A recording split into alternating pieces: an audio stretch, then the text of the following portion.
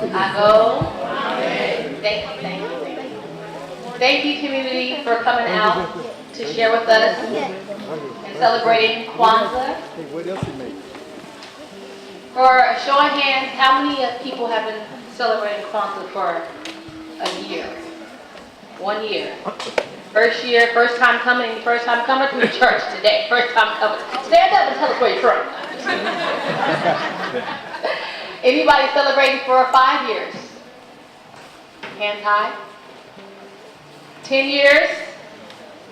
High hands, high hands. Y'all old. Okay, 15 years. Celebrating Kwanzaa. How about 20? Okay, we're getting high. 20 years. How about 25? 30? Okay, everybody didn't raise their hand. I was trying to get an idea where your first, see, there we go. Your first Kwanzaa. Okay, raise your hand again if this is your very first Kwanzaa. See, that's on top of y'all. Thank you very much. Let's give everybody a round of applause. Well, it's awesome because, I've been celebrating Kwanzaa my entire life, and that is over 20 years. But it's good. It's actually a wonderful blessing to see that more and more people are still celebrating Kwanzaa, and then there's still new people that have never celebrated Kwanzaa before. And it again is a holiday that you can celebrate in addition to whatever other holidays you celebrate. But it is something that commemorates our connection to the continent, to our people, to our culture, to our traditions that we were a little bit disconnected from. I'll just say that a few years back. So again, my name is Ayodele. I'm one of your hosts for the evening. I'd like to bring up JT Faraji, who's also another host. JT, can you please come to the front stage? So, oh yeah, sure. So I hope everyone has gotten something to eat. We wanted to make sure you guys are comfortable. This is a cool, wonderful evening in California. Some of you have traveled far to get here. If you're from the East Bay, raise your hand. East Bay, East Bay. If you're from East Palo Alto, raise your hand.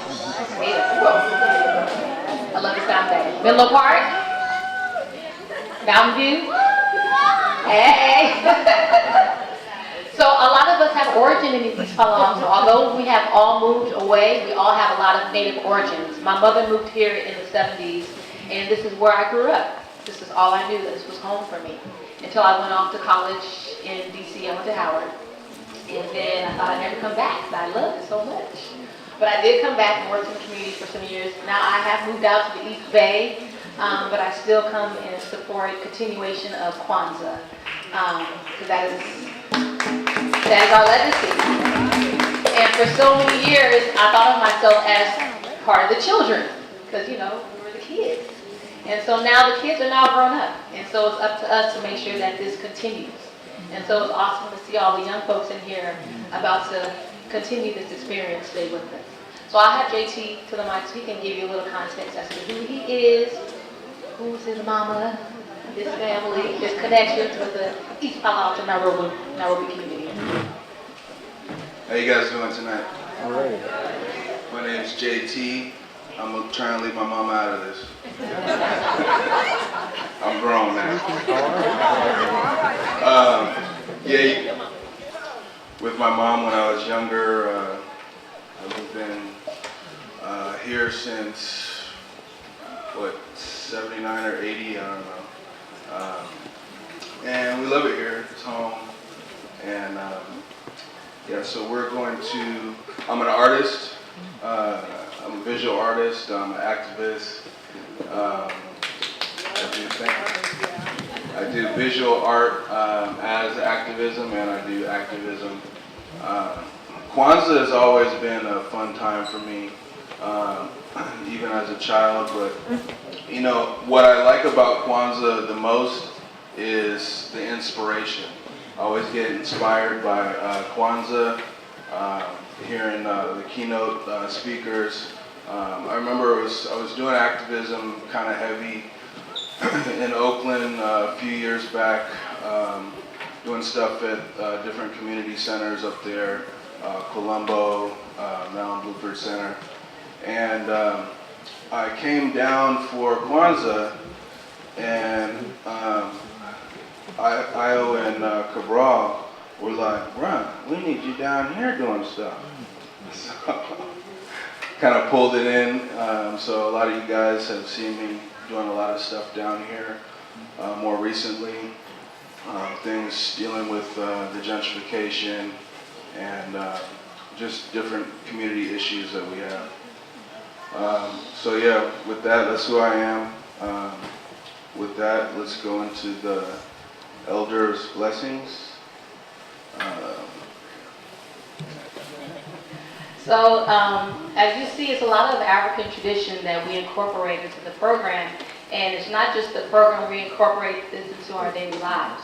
So some of the traditions you see is some things you can practice at home, or you may already practice it at home, you just don't have a name for it.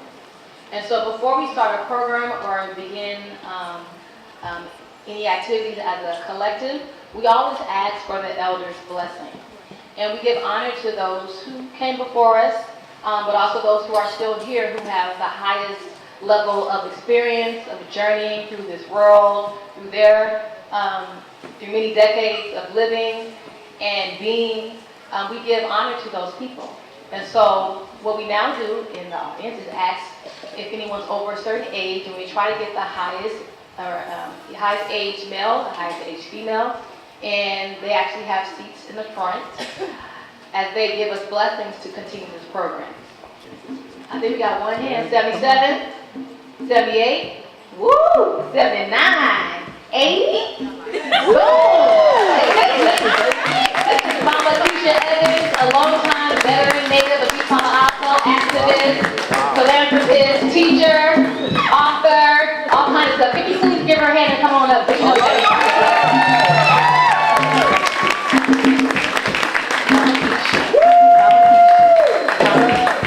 Mama Keisha. All right. So for the men in the audience, we're going to keep this going.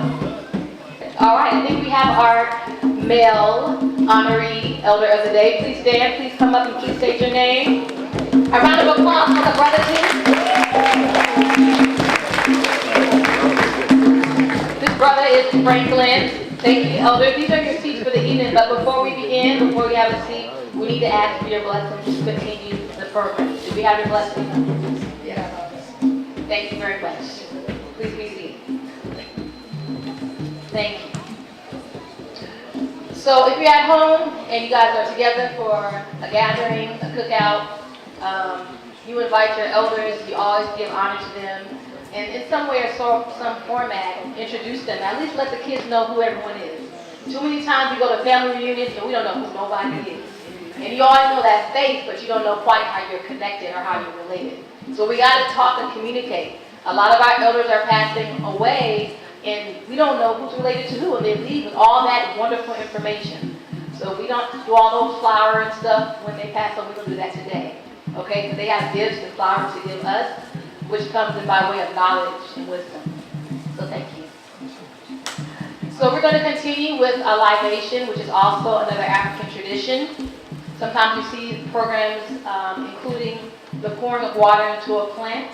We're going to have Brother Bulanlela Bobobo come to the front and give us a traditional blessing with libation to call upon our ancestors. Those who are not here today but paved the way for us so that we could be here today, we have to give praise and honor them in a traditional way. So can we give a round of applause for Brother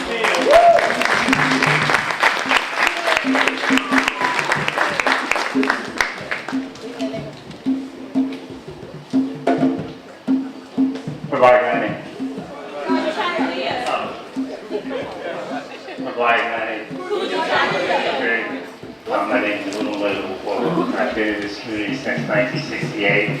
I'm not even going to try and talk about everything that happened. We'll be here all night. But I'm going to do a libation. We've been doing these. We started when we first started trying to reach back for our ancestry, for our history. And I remember the first time I did a libation, I said, well, I'm not a priest. Am I supposed to do this? So I talked to a brother from the continent. He says, you're an elder. No, I really wasn't. But I was the oldest person when I was about 28. So he showed me how to do it. And I had been studying Africa for a long time. history. So what I would do now is I concocted a statement, and then I had it translated into Yoruba for me. And so it's basically a libation is a prayer. It's usually done by priests. Sometimes it can last half hour or more. I'm not going to take that much time, but I'll explain what I say. Their idea is to bring good spirits into what you do. And traditionally, we've always taught that we're never alone. The spirits of our ancestors are with us, and we project to the future too. And it's really good to see this. And I'll tell you a real quick story. Me and my wife did this for 40 years in East Palo Alto. And we were getting older, and we were saying, you know, we need to move on. And Idalia and Cabral came to us and said, well, we want to get involved. So then we got the word a few years later, it's, well, how much of the power do you want to give to us? And I looked at my wife, she looked at me, and I said, you got all of it. So we left. And I'm really proud to see all of you here that did a great job. So you give them one big hand.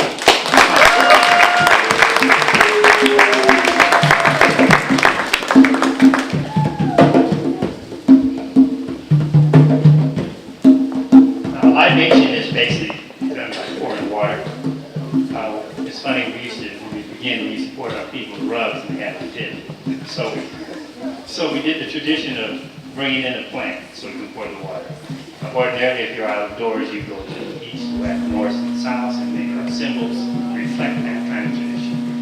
And the things I will say, I'll explain to you what it means, etc. Did you all hear me? Yes. I make the sign of the yam, one of the oldest religious crossing symbols in the world. I say, Teri Bafu Anwo Babawa. That's all praises due to our ancestors. So we pour water, which is life, because we are over 90-something% water. I think our resident biologist, Keisha, would agree with that. Is that accurate? Yes, it is. No water, no life.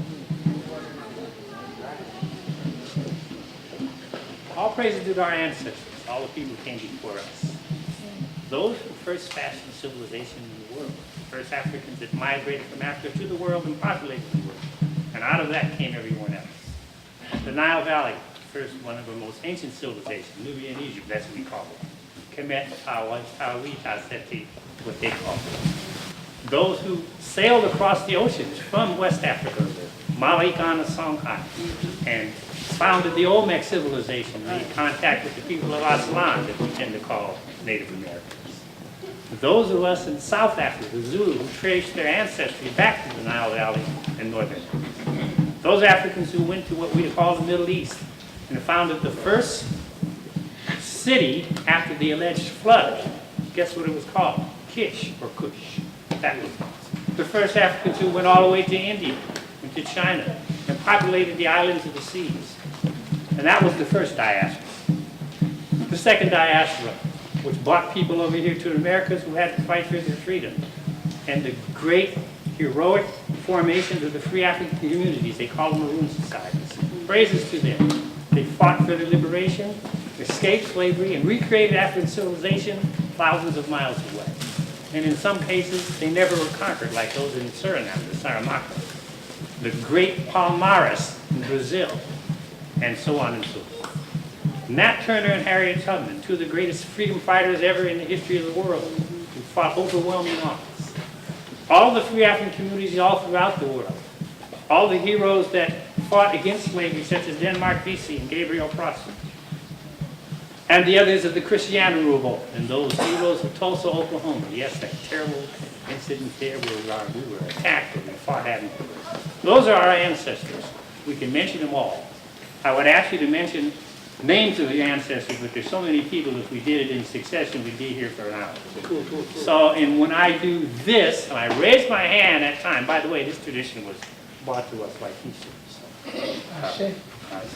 So when I raise my hand and hold it up, and I'll give you about 10 seconds, and you mention every ancestor that you have. Ready? Go.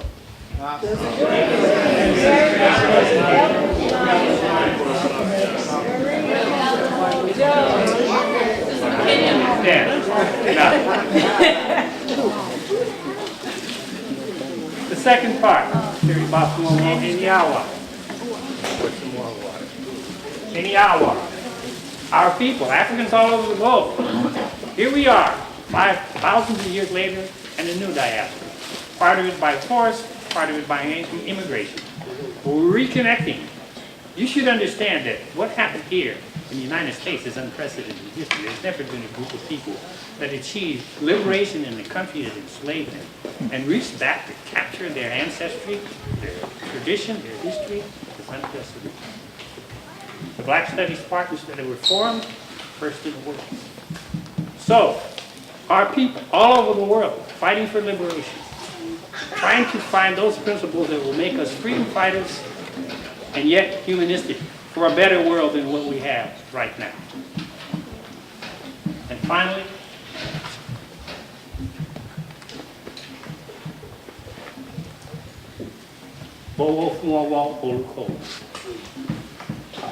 honor to our teachers. Who are our teachers? Everybody who taught us it. And in fact, we're always learning. Because anybody you interact with, you learn from them. They learn from you. You work with them. So, Terry Bafu Eniawa, Bawa, Olukowa.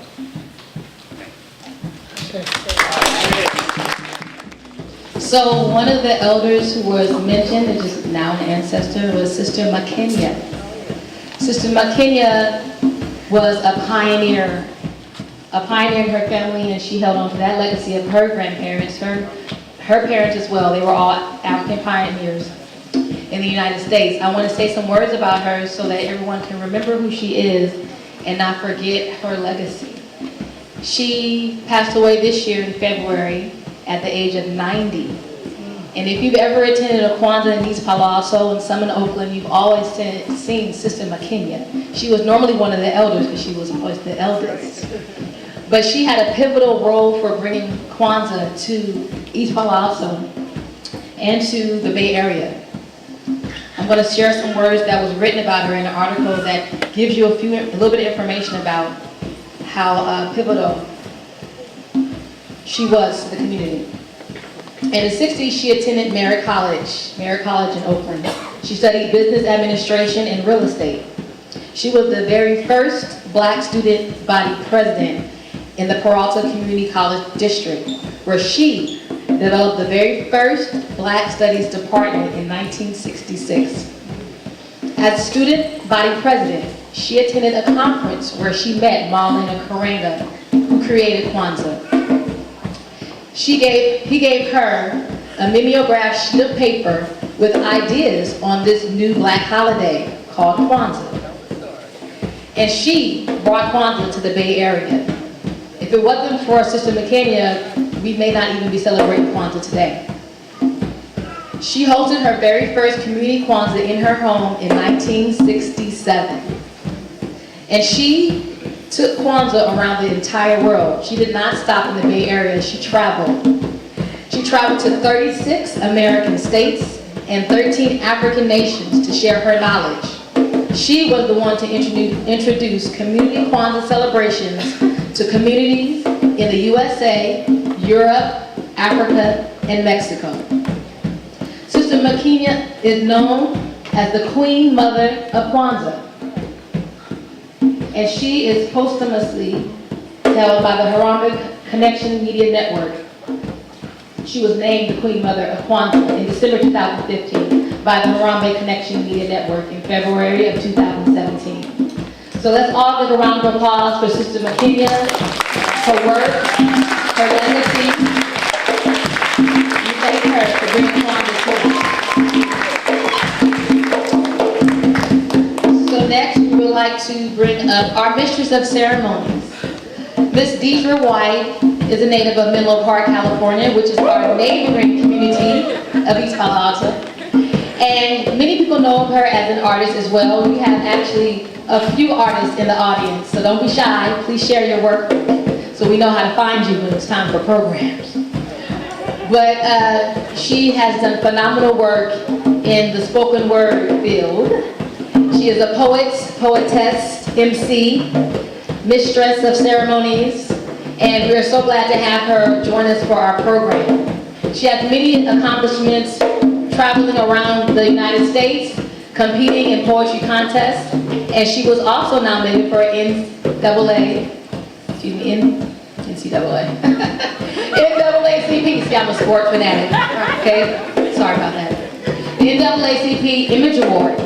So she has gotten quite acclaim for her works of art, which we will hear a little bit later. So she is our MC for the rest of the evening. Please a round of applause for Miss Deidre White.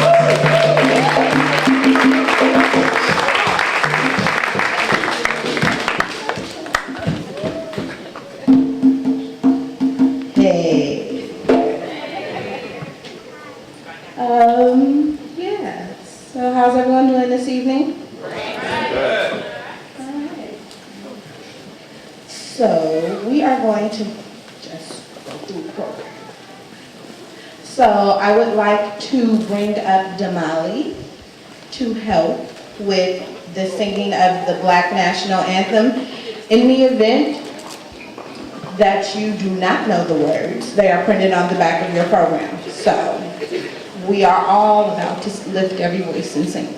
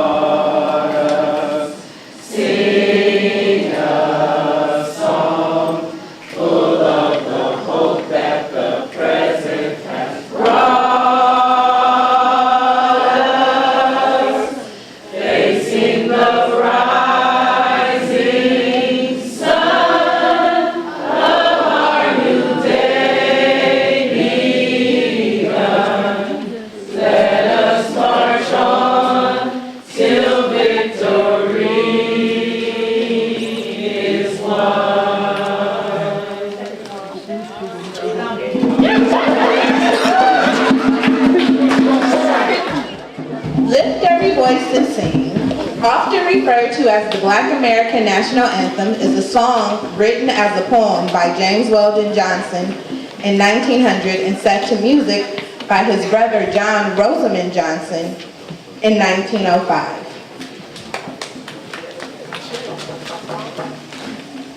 Thank you all for participating.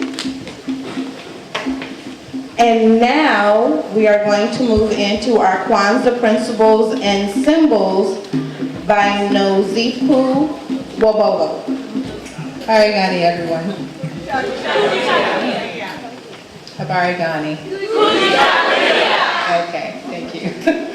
So, I'm sure that you've listened to Ayo and JT, and I'm actually one of those same children that was born and raised here. So this is also home to me as well, and I still live here. Well, I left for a while. I went to college, I went down south, I went to Jackson State, so I went to an HBCU just like Ayo did. But afterwards I did stay for a little while, but then I decided that I wanted to return. And as luck would have it, I was looking for to transfer within the company I was with at the time, and I ended up finding a location nearby, and I ended up being able to move right back into the community from whence I came. So that was a good thing. Thank God for that. So, like them, we were all raised up here together. We were this big together. So we were raised celebrating Kwanzaa as well, and it was really interesting because, you know, one of the things that the holiday season tends to bring about is the whole commercialism of what the holidays are supposed to represent.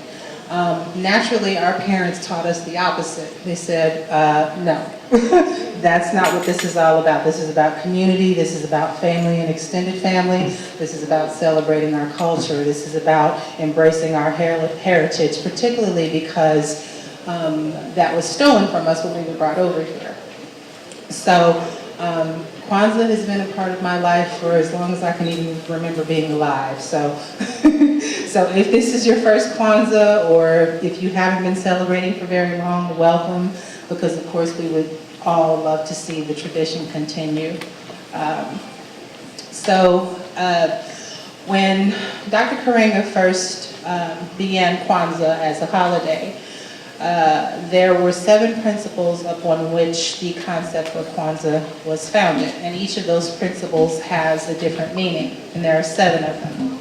So I'm pretty sure that a lot of you here have heard those, heard of the principles. So they begin with umoja. Now umoja means unity. So the summary after the actual principle is to strive for and maintain unity in the family, community, nation, and race. Well, unfortunately, one of the things that has been a part of that struggle for many centuries now is one of the things that would happen back during slavery times is our families were very often torn apart.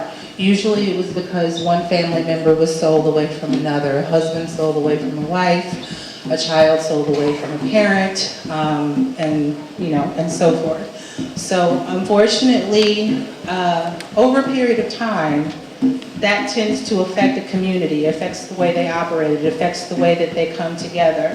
Despite all of that, though, I feel as though we have somehow managed to overcome that. And we still celebrate that aspect of who we are.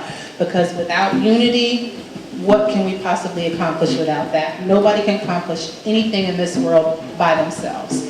So if we do everything together, we can accomplish more, we can grow more, we can move forward. So the second principle of the 7 is kujichagulia. That means self-determination. Well, that's fairly self-explanatory. Without determination, what can you possibly accomplish?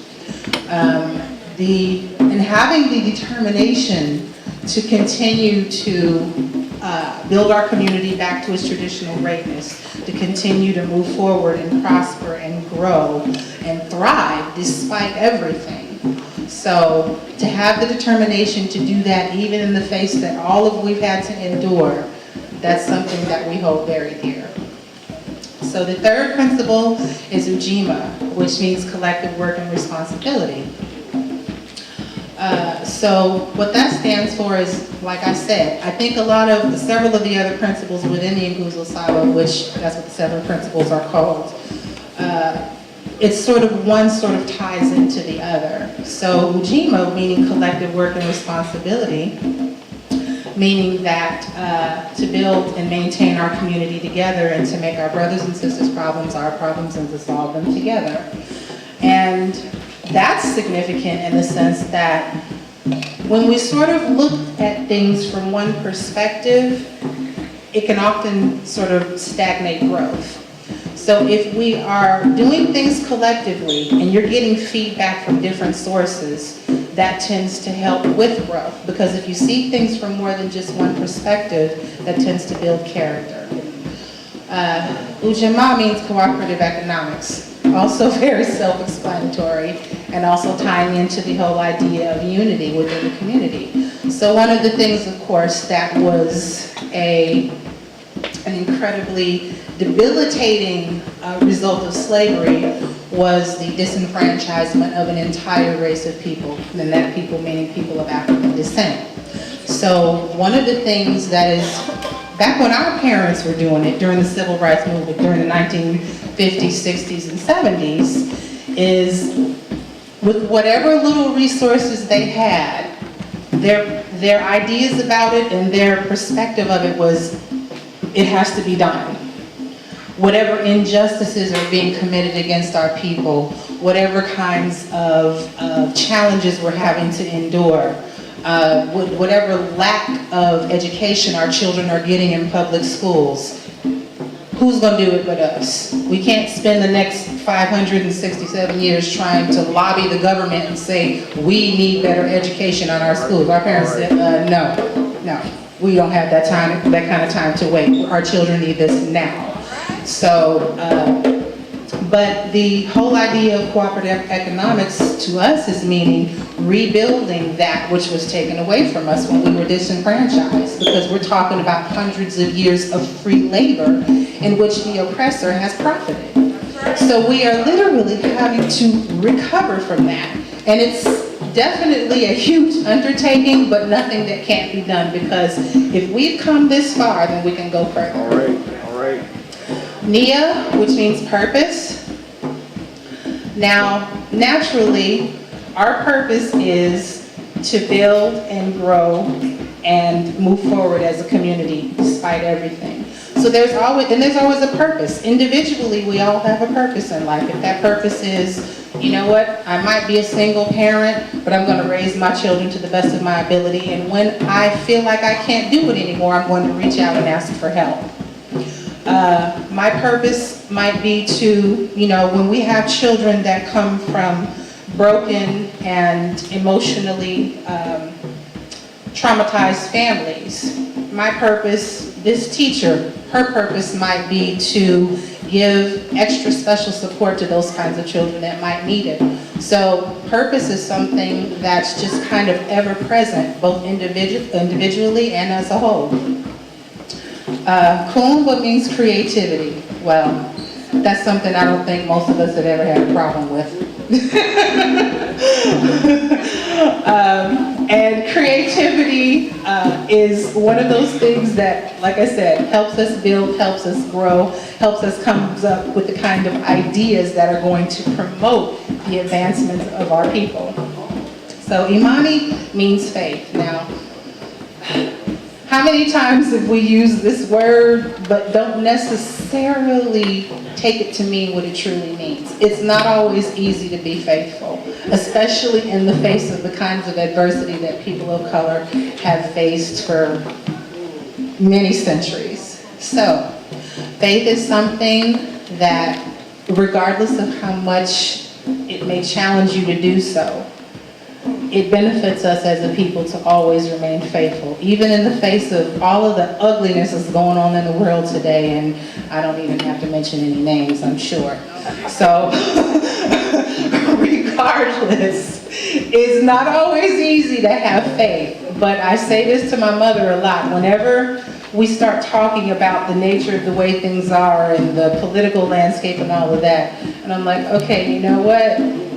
One of the things that I hear often is what's wrong versus what's right. So one of the things that I tend to do, especially when it seems as though the ills of the world are just too much to bear, I tend to think to myself, for every one villain, there's a hero. So I tend to think of things from a more optimistic perspective. So much has happened in the past year since the election, and so one of the things that I have been saying to, like I said, to my mother or to a lot of the other people that I have conversations with is, look, it's not going to be this way forever. Whenever you experience progress, it's never a straight line. And sometimes when it seems as though the worst is happening, it simply means that the best is around the corner. My mother uses this statement a lot. It's often darkest before the dawn. So faith is something that I encourage all of us to hold on to and to maintain. Regardless, it's not always the easiest thing to do, but like I say all the time, it can be done. That's the 7 principles.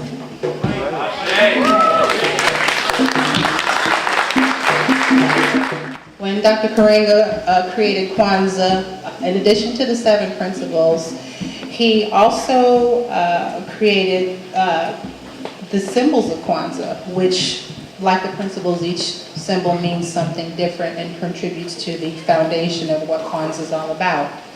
So, in reference to the 7 principles that I was just discussing with you earlier, there are 7 candles, which are called Mshuma, and they are, each one of the candles represents a different principle. So on the nights of celebration, like for instance, on the first night of Umoja, since it's the first principle of Kwanzaa, you're going to light 1 candle for each of the principles as the days go on. So Kwanzaa lasts for 7 days. So I'm going to start calling on some of the young people in the audience. So if your age is in the 1 digits, this definitely includes you. How many candles are we going to light this evening? This is our 2nd principle of Kwanzaa, which is Kujichagulia. So how many candles do we light? 7. What did you say, sweetie? 2. Good, very good.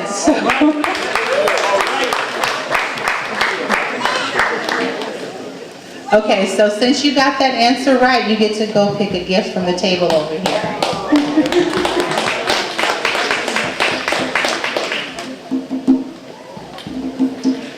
Okay, so another symbol of Kwanzaa is the kinara, which is actually the candle holder. It holds the 7 principles of Kwanzaa. Another one of the symbols, actually the one I should have mentioned first, is the mkeka, which is the mat, which is the foundation on which all of the other symbols of Kwanzaa will sit. The candle holder and the candles and all of that actually sit on that mat, and it represents the foundation, which is the foundation of our community. So the next symbol is the Kikombe Cha Umoja, which is the unity cup.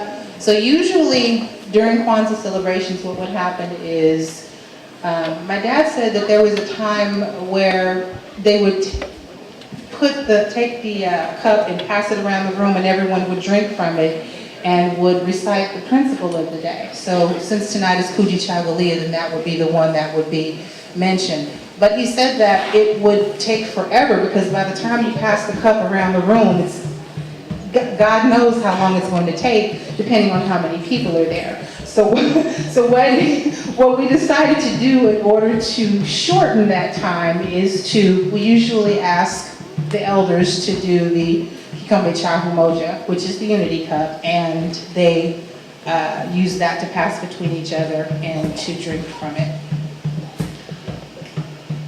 The next symbol is the corn. And the corn represents actually the number of children in your household, plus 1 extra for any unborn children. So, for instance, let's just say there's a couple, you're in a household and you have, say, 2 children. So I'm going to ask the young people this question again, like I asked before. So do you know how many, if you have 2 children in the household, do you know how many ears of corn we would put on the Kwanzaa table? You. It's 2? Well, not quite. Anybody else? You. That's right. She says 3. So if there are 2 children in the household, good job. If there are 2 children in the household, then that means that you would have 3 ears of corn on the table, because that extra corn means unborn children. So, same thing, you sweetie. The gift, come over on the table.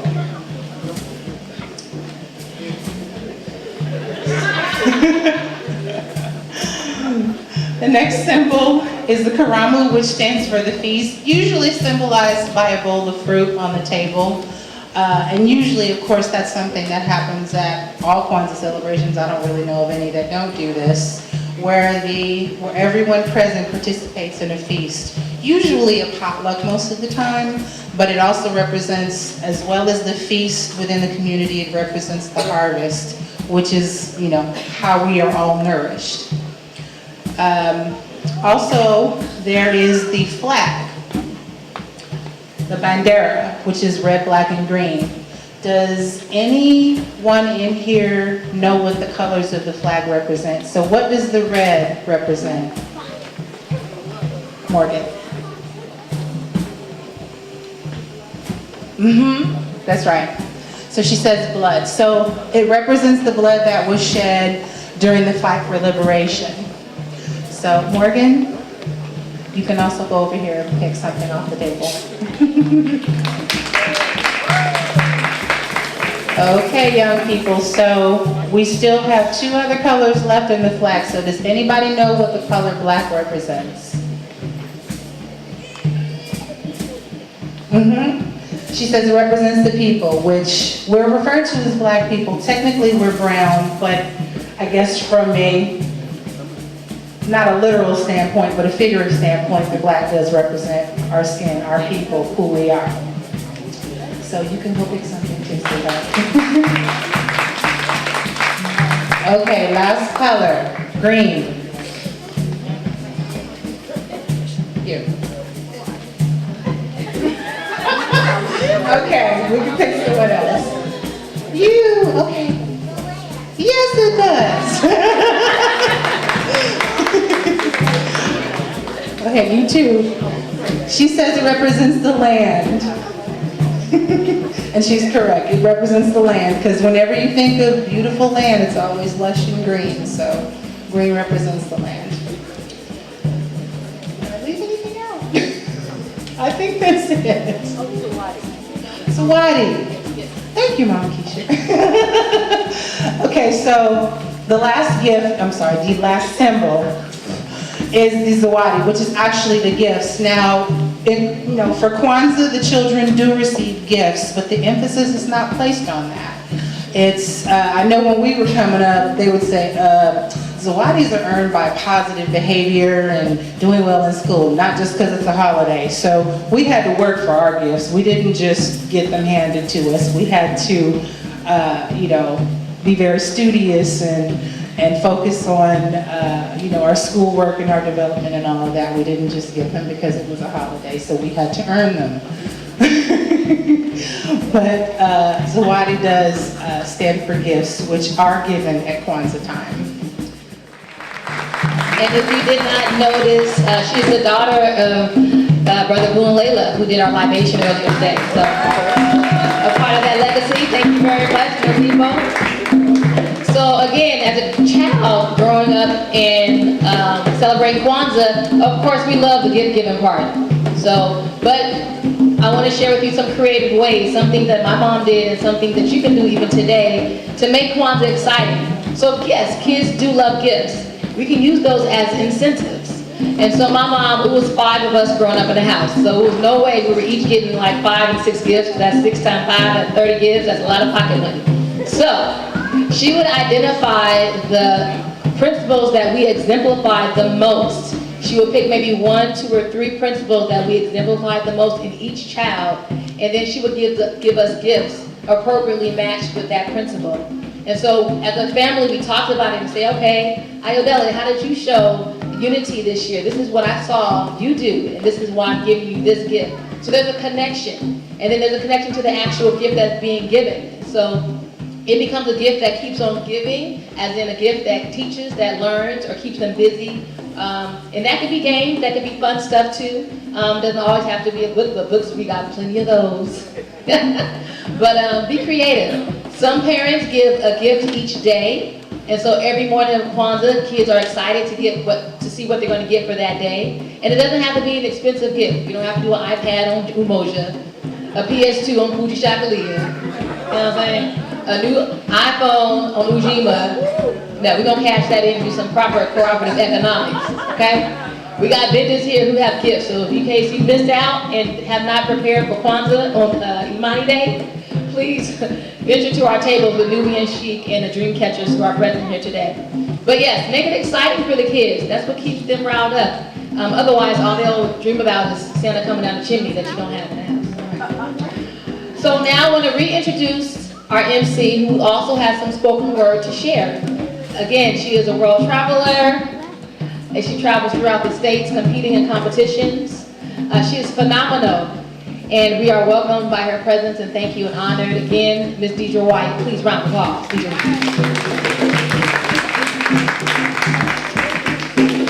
Can y'all hear me okay? Hey. All right. Okay. So this particular poem is for Black girls. There's a lot of us in the audience. So. All right. And it's called If You Give a Black Girl a Lemon. Black girls don't need lemons to make lemonade. Black girls arrive on earth with the ability to conjure to cool thirst. Survival be a black girl birthright, so a black girl will make lemonade out of a lemon peel because she is a magician with the scraps. Because she's already used to bitter but don't know much about sour. Because ain't nobody told her lemonade was supposed to be sweet. Because ain't nobody giving her a whole lemon. If you give a black girl a lemon, she will probably ask about the tree. Is it bare? Is it still standing? Because black girls know all about being stripped bare and still standing. Were the lemons gift or stolen? Did you pluck them from the branch or wait for them to fall? Are they bruised? Can a lemon be bruised? What of the flesh? Because black girls know all about living with the flesh wound. Black girls know all about being devoured in spite of having a flesh wound. Black girls know all about having bodies and no ownership. Lemons are to be seen and not heard. Lemons are to be turned into lemon pie, lemon bar, lemon treat, lemon sweet, lemon anything that says you are easier to stomach when you are something other than what you naturally are. Come on, somebody. Lemonade is the drink of choice for those who would swallow you whole if they could stand the full taste of you. It is the preferred beverage of those who tend to like you better when you're sweet and not so tart. It is the liquid compromise made allowing you to exist. It is the middle ground stood upon by acidic lovers that could only see your benefits after they separated you from your skin and made you less than whole. Lemonade is an oxymoron. No one is coming to help the lemon because the lemon is here to help them. If you give a black girl a lemon, she will probably get caught up in the unfamiliar, the supposed incorrect inadequacy that says she can mimic sunshine and still not be enough to be the apple of someone's eye. So black girls don't need lemons to make lemonade. Black girls have been making something of themselves with less since the beginning of time.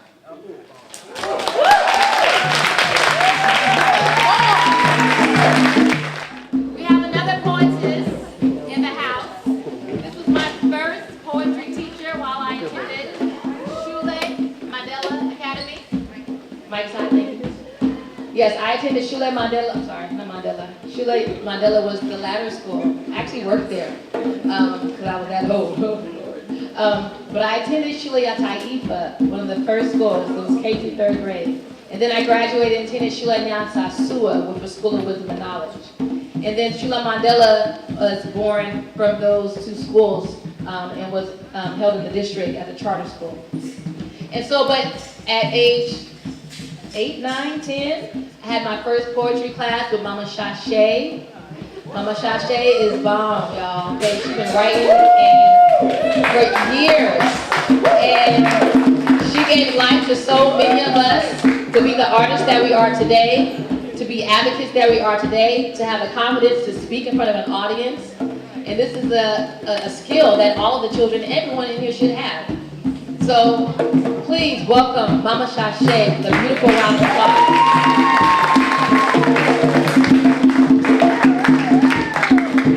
And you are listening to Abarigani, Abarigani, Abarigani, Abarigani, Abarigani, Abarigani. It is a very happy reason for us to be here today. And it's very sad because we, for the very first time in our lives, will not have the physical presence of Sister McKinney. She is here in spirit, she really is. My fondest memory of her is to see this elder come to Nairobi, East Palo Alto, using public transportation. As soon as she walks in the door, my first thing I want to know is, how did you get here? And she tells me, oh, I came on public transportation. Because she was that kind of serious elder. She wants to go somewhere, she gonna go somewhere. And I like that about her. Because you know what? When I become an elder, if I want to go somewhere, I'm going to go somewhere. Although I am going to call up Bobby, Johnny, and Maria, Ayodele, and, y'all going to give me a ride. Y'all going to give me a ride. I'm going to do that. But the other thing that I would do is that, well, you may have come here by public transportation, but you're going to go home in a car. And I would make arrangements for someone to make sure that she got home, and she did, and she always appreciated that. So when I was getting ready to do the public social media presentation of Kwanzaa, which I do every year on a daily basis for 7 days, I, this year, decided to write a poem in her honor, Sister McKean. You shined your light brightly in this world. You culturally enriched the life of every African man, woman, boy, and girl. You taught us each and every year that we must always practice the Nguzo Saba in our community. We miss your presence at the San Francisco Bay Area Kwanzaa celebrations. However, we rejoice in knowing that your spirit is here with us at our celebrations. We honor the legacy that you've left with us. Asante Sana for always standing by us. We will live the 7 principles every day and work to bring forth a better life and way. May your love for us always be as you were maternal. May you rest in paradise and be eternal. And so we want to have the children participate in a presentation that many at home didn't prepare for, but we have something for you. So if you are a child in the audience, I need you to come and stand with me in front of the audience. Okay, so children, you're going to repeat after me, okay? This is one of the very simple Kwanzaa songs that I learned as a child. And it's a repeat song. So I sing, you repeat, okay? So whatever I say in the same chorus tune, you guys are gonna respond, all right? Okay, your drums, you can roll them down. All right. I said Umoja, and we gonna try this again. Sing a little louder, make your mama prouder. Okay, so we're gonna sing louder. That wasn't really part of the song, I kind of made it up. I was cute. Okay, so we're gonna sing a little bit louder. We want our voices to reach all throughout the Bay Area. So for everybody who did not come to Kwanzaa tonight, we're gonna make sure your voice is heard, okay? Your voice will never be silenced, remember that. You hear me? Your voice will never be what? Silence. That's too quiet. Your voice will never be what?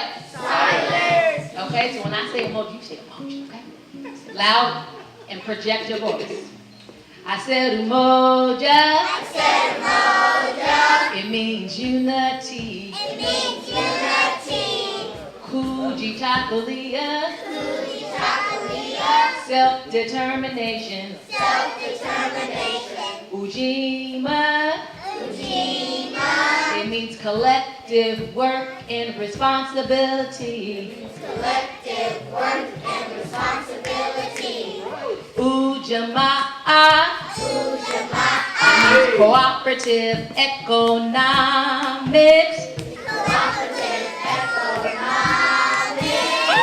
Nia. Purpose. Kuumba. Creativity. Imani. Means faith. In what?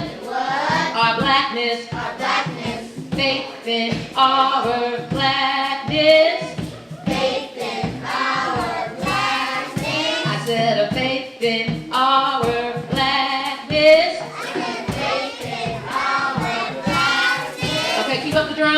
Now we can get the whole community involved, okay? So we want to hear our voices resonate.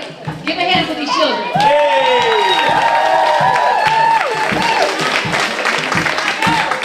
Now your voice will never be silenced either, okay? We are adults and we are leaning on the children for the next generation, but don't silence yourself.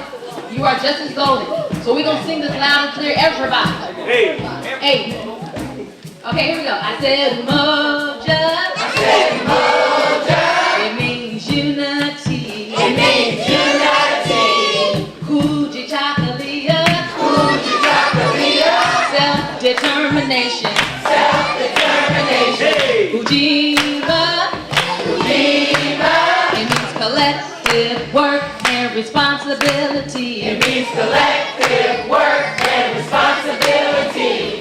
Ujamaa, Ujamaa, cooperative economics, cooperative economics, Nia, Nia, purpose, purpose, Kuumba, Kuumba, creativity, creativity, Imani, Imani, faith, faith, in what, our blackness, faith in our blackness, faith in our blackness, faith in our blackness, faith in our blackness, one time, faith in our blackness, faith in our blackness. Thank you, beautiful children. Please take one of these.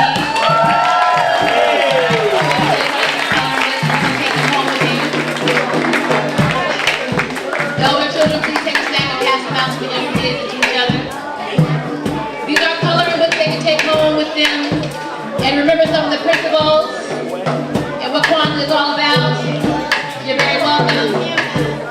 Please take one and go back to your seats. Thank you very much. Let's keep that chorus. That's right. Faith in our blackness. Faith in our blackness. I'm going to introduce the keynote speaker, Brother Cephas X. Johnson, aka Uncle Bobby X, is a social justice activist at the forefront of ending police brutality in America. After his nephew, Oscar Grant, was murdered by a BART police officer in 2009, Cephas founded two social justice organizations, the Oscar Grant Foundation and the Love Not Blood campaign.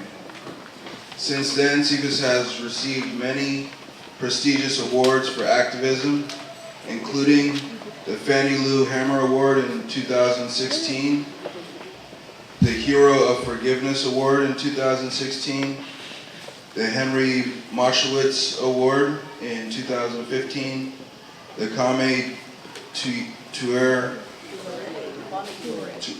thank you, Black Star Labor Award in 2015, Black Organizing Project Award in 2014, Martin Luther King Jr. Gene Award in 2014, and many others. He was a consultant for the movie Fruitville Station, has served as a leading expert on the creation of the motherhood and fatherhood movement of the children murdered by police. I just want to say this brother is very inspirational for me. I actually wanted to meet him for a few years, and I had a friend that was going to introduce us, and then I met him through another friend before that. So, and I also want to say just a couple words about this organization that they have, the Love Not Blood campaign. Recently, I went to a men's conference, and it's the first men's conference that I've attended, and I'm telling you, I loved it. You guys, if you go onto his website and look for when he's having this event again, and man, take part in it. It was not just moving, but it just really touched my spirit.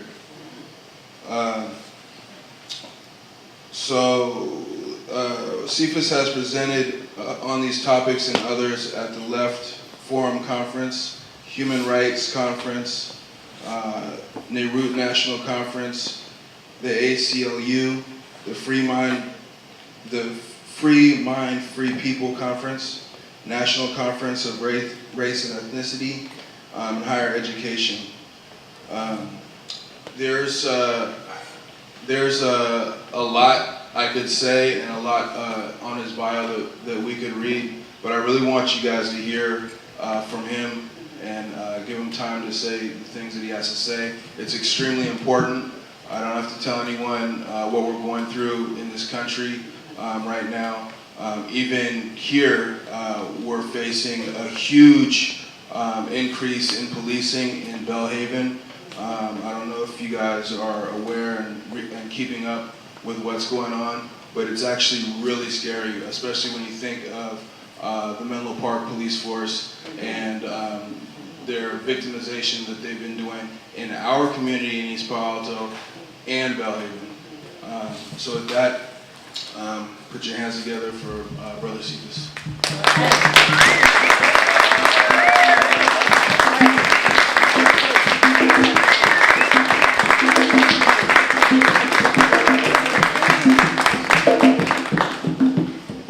Assalamu alaikum, family. Actually, I kind of got the wind knocked out of me when you sent the children away, because that was just so powerful. And what I wanted to do, and I still see some young men in here, is it possible I can ask you young men just to come up here for a second? Could you come up?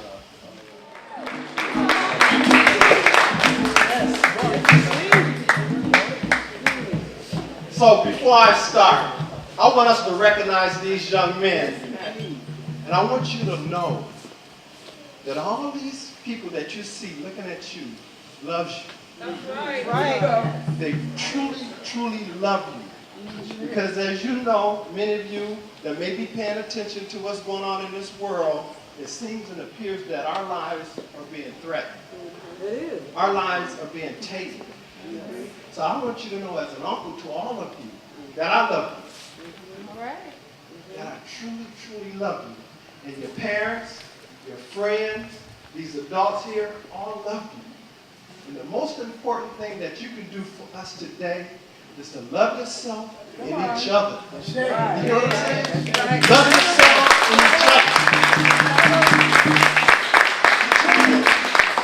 You're twins. You are kings. You are kings. You are kings. Yes. You are a king. You are a king. I love you. You are a king. I love you. You are a king. You are a king. You hear what I'm saying? You are a king. Realize this. This is so important. You are a king. You have a right to life. Right. You are a king. You are a king. You have a right to life. You are a king. You are a king. That's right. You are a king. Thank you for coming out. This is our future. This is our future. You can have a seat.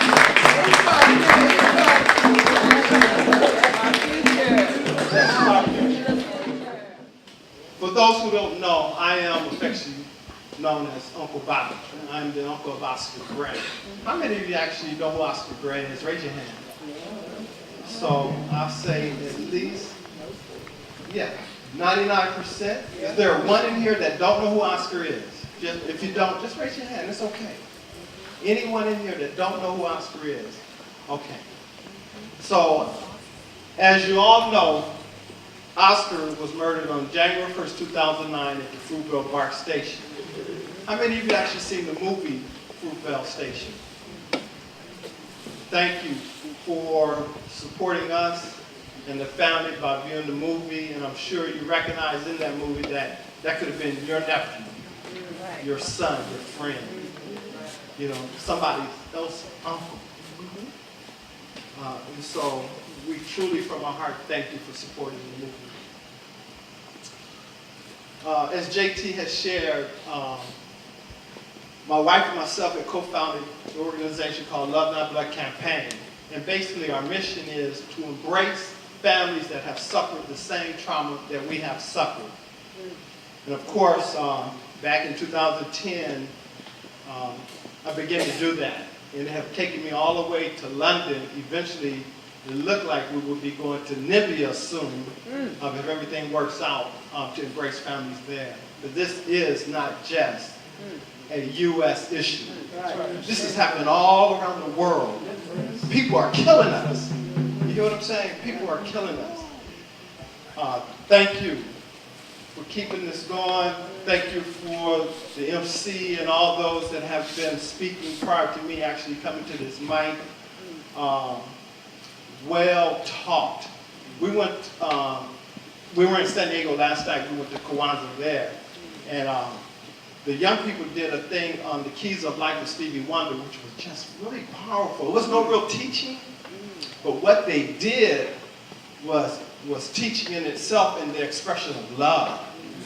You know, and that was powerful because that is how we're going to overcome this, is loving ourselves, loving each other. You hear what I'm saying? Embracing one another so that we can really create this unity that we need that then brings the foundation for real self-determination. Because without the unity, it's going to be extremely hard for our children to find this self-determination within themselves. So we have to build this unity. So I'm thankful, and thank you, JT, for inviting me to come out and share some words. This is powerful. You've been taught well. So there's nothing for me to teach but just share my experience with you. This is critical because we are at a state of emergency. You know, we are at a state of emergency, so our failure to come to realize what time it is and what's going on will be our children's demise because of us. Because remember, this is not about me. It's not about us. It's about our babies. And our failure to take a stand now will be the demise of our children. And that'll be on our watch. So we have a responsibility to ensure that they have a right to life. Because if we think they got it bad now and we don't stand, what kind of life will they have when they become adults like we do? And it'll be nobody to blame but ourselves. Nobody's going to come and rescue us out of this situation. I can run. You know, I really wanted these children to see black love because I told my wife I'm going to call her up. But I still want you to come up, you know, just a little bit because it's good for these young men to see and us to see that black love do exist in our community.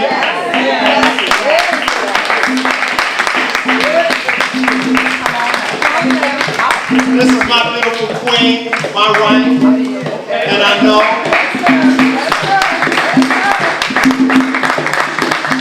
and I'm absolutely clear that without her, I could not have been doing what I've been doing. It would not have balanced out. You hear what I'm saying? She's known as Auntie B, so I wanted her to share some words with you before I go. Yes. Assalamu alaikum. I'm very happy to be here. I love black people. I love black people. I promise you, if I could have everything black all the time, I'm telling you, this is some kind of something with me. Really, I love my people. I don't see what the problem is in this world. Why they can't embrace us? Because we are so beautiful. Our spirit, even in our sickness, because we have been conditioned by an enemy, we're still beautiful. So I love it. Anytime I'm in this space, I love it. I love our children. I love this. I love this time of the season because we come together. And we have to be together. We got to love one another. I have all you beautiful sisters, stand up with your fine self. Stand up. Come on, stand up with your fine black self. Stand up. Stand up. So I can say that I love every last one of you. your beauty, your gifts. I ain't jealous. I ain't hating. Do your thing, okay?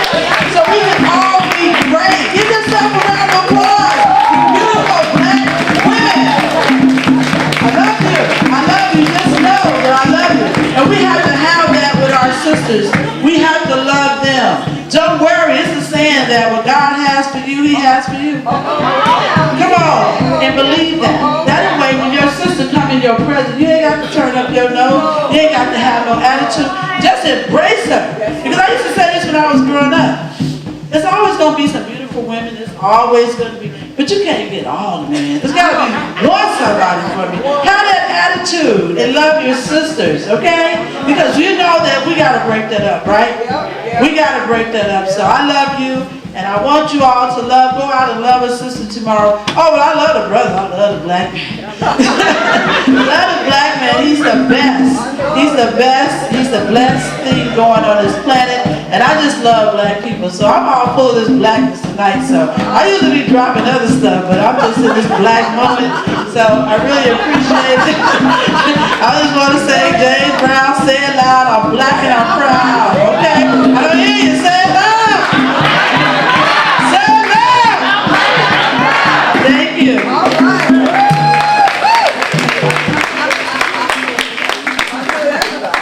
You know, and that's why I love her. Because even in our struggle of embracing families that's been traumatized by losing a child to a system that, as we come to know, doesn't seem to want us to exist on this planet, she has a way of embracing the mothers. And helping them find some solace in their pain and their struggle. It opens the door for me to embrace the brother, the father, the uncle, the cousin, some male that has been really inflicted with the anger that I know he has because I know I experienced it. And somehow God has put us on a mission to do this on a continuous and regular basis. And when JT was talking about this men's conference that just happened on December 16th, it was fathers that came from all across the country here to the Bay Area. And we were all under one roof, sharing our struggle, sharing our pain. But what was most importantly about it, all of them has become agents of change. You know what I'm saying? We can talk about Michael Brown, as you know the story in Ferguson, how he couldn't say one word without wanting to let out rage, right? But today, he has created an organization called Chosen for Change. And today, he embraces youth in his community. And he does so much work, but he's not just the only one. And so what I found in us men coming together has been really empowering. That's why we must always make sure we let our young men know that we love them, that we support them, that we stand with them. And a message to all you young men, there could be no me without my wife. So we, as men, males of our community, of our complexion, blackness, must love our queens in our community. Must keep their name in the right state. They are not the other word. They are true queens. Because without them, we would not exist in this world. So we owe them much. But most importantly, we must get to a point to where we understand how to protect our families and our queens in our community. And your babies, as my wife says. You know, I want to share our story, if I can, and what happened to us. And I'm sure most of you know, as I started on January 1st, 2009, Oscar was murdered by Johannes Mesley. And for me, I can remember seeing that video. When I seen that video, I actually collapsed. And as I came back I was extremely enraged. The type of rage that real destruction, not just to myself, but to something, really, the individual that killed my nephew was going to come. But God brought to memory, and I should have said this first, but God brought to memory that prior to him being murdered at 12:20, he was really heavy on my heart. This is a message to all of us, by the way. He was really heavy on my heart. And I couldn't figure out, why would Oscar be on my heart? This is New Year's Eve. You know, he's out partying. I'm at home. But he's on my heart. And I succumbed to that feeling, that connection, and I texted him. And I said in that text, Uncle loves you, God loves you, and God loves your family. An hour and a half later, he was murdered. Wow. Anytime a loved one, a friend, is on your spirit, in your spirit, troubling you, you're required to respond. Because when I came to from collapsing for what I saw, God brought to memory how blessed I was to text Oscar, and then he let me know that that text was for me. Because had I not texted Oscar, I am absolutely clear, you would not know who I am. Well, you would know who I am today, but in a whole different light. You hear what I'm saying? Because some real destruction would have either came to myself or to some condition in this society that I felt deserved it. You hear what I'm saying? So it behooves us to always remember that, because we don't know the time, day, or hour that God is going to transition that person. And you don't want to be left knowing that they called out to you and you didn't respond. Because we don't know, maybe that response can change that condition. You know, we know when God orders something, we can't stop it. But at least we can make ourselves present. Because it may be for you and not for that loved one. And so I'm so thankful today that I responded. And that has put me on this mission to embrace those that have been inflicted with this harm. It was really from all of you that embraced us as a family, that stood with us, cried with us, went back and forth to court with us, prayed for us, prayed with us, but most importantly, utilized your First Amendment right to speak to the very injustice of what you saw happen to Oscar. And it was because of this community that came together to embrace us, to help support us, that made that vision of hope become a reality, that we can actually possibly get justice if we stay together. And as you know, for the first time in California state history, you may not know this, but for the first time in California state history, an officer was arrested, charged, convicted, and sent to jail. That is historical. We don't count it as a victory, but it's historical because it's so critical that it showed what we could do when we come together. In Oakland, you know, this is Kwanzaa, we're talking about unity and self-determination and all the other attributes that go with Kwanzaa. But the community, the black community, I'm talking about the clergy, the Nation of Islam, black folks that were really troubled, business black folks, politicians, all charged the district attorney, Tom Arloff, at that time, that he needed to make a statement to the community. We talk about the black community. And what I'm just trying to share is just how powerful we can be when we come together under one roof and believe that we can make a change happen. And the community stood together. And when Orloff said, because this happens to us all the time, I can only talk to you. Then he stands up and says, everybody go home. I have a conversation with them. And what happens? It dilutes our power. If someone needs to talk to our condition and want to separate us, we should say, no, you speak to all of us, or none of us. You know what I'm saying? There comes a time when we must take that type of position in order to build our community. we cannot be ashamed to say, let's build our own community.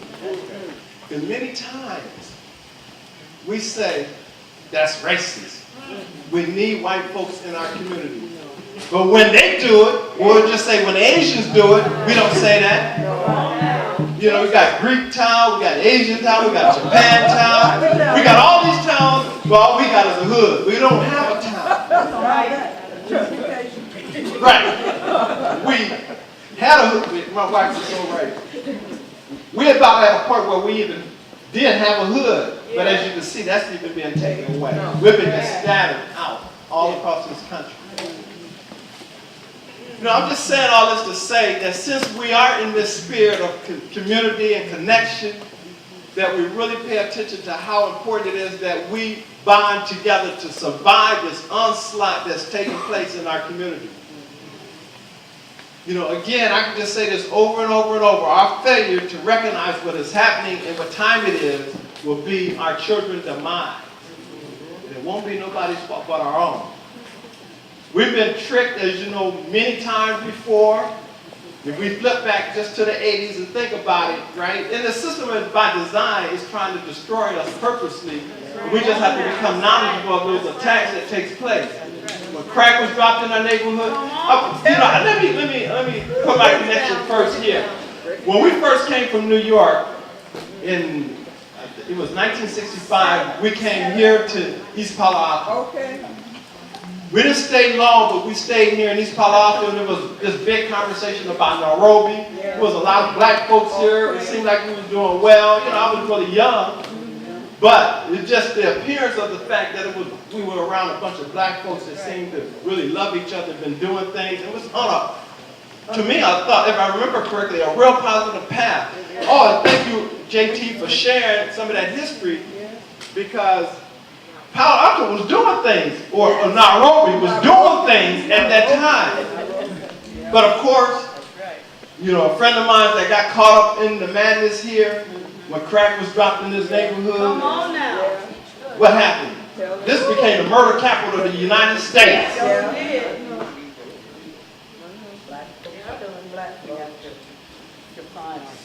Right, we got to define ourselves. Interesting, you said that, because this is the part I was going to share when you said define, right? I'm just going to read this. Self-determination, as it pertains to Kwanzaa principles, means to define ourselves, name ourselves, create for ourselves, and speak for ourselves, and not let the opposites, such as being defined and named by the Western system, greedy corporations creating for our consumption, and spoken for by others who arguably don't value our interests. If you're not willing to learn, no one can help you. If you are determined to learn, no one can stop you. Be self-determined. The difference between possible and the impossible lies in a person's determination. Be self-determined. Don't let others define us or you. Don't let the past confine you. Take charge of your life with confidence and determination, for there is no limits of what you can do or become. You know, and this is what we want our children to hear. In order to achieve success, one must have the determination and the will to succeed. Whether we reside here in America, Asia, or Africa, today self-determination, Kwanzaa principle, is equally essential to all of us. We must control our own destiny and not allow external forces to define us, name us, create for us, or speak for us.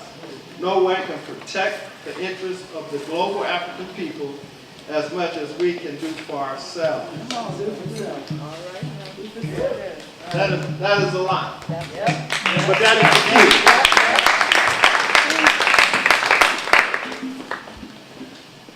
I'm not going to go all night, but I do want to share a solid course chant with us before I go. It is our duty to fight for our freedom. You don't have to repeat it, but I'm just going to read it to you. It is our duty to win. We must love each other and support each other. We have nothing to lose but our change. So, tonight is about self-determination. You hear what I'm saying? In this self-determination, what does self-determination mean to you? Just being true to yourself. Yeah, true to yourself. What about you?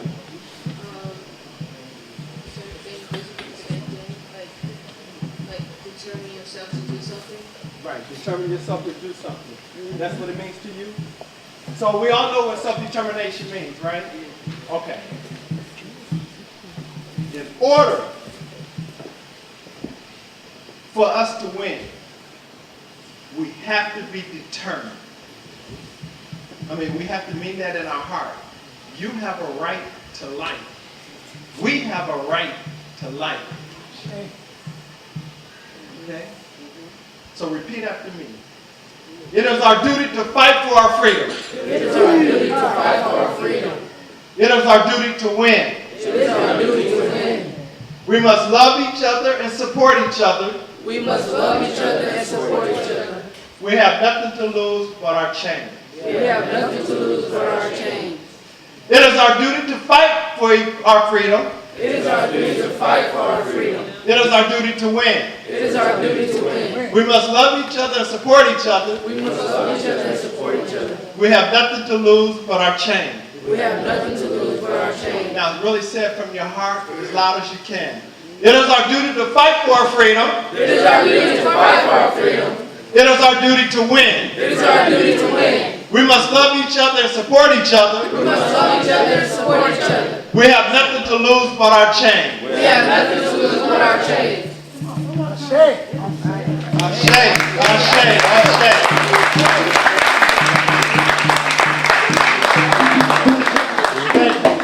Thank you.